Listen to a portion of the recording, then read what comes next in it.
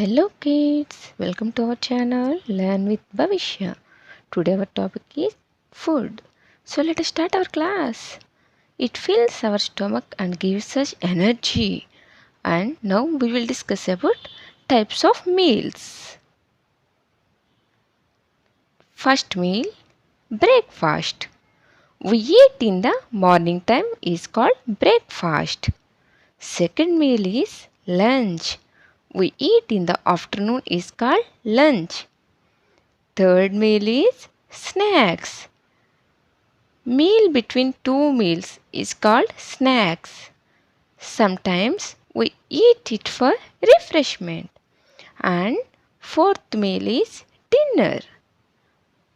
We eat at night is called dinner. And one more thing, dinner is the last meal of the day. So kids, I will tell you one more thing. Don't skip your breakfast. It is the most important meal of the day. Thank you.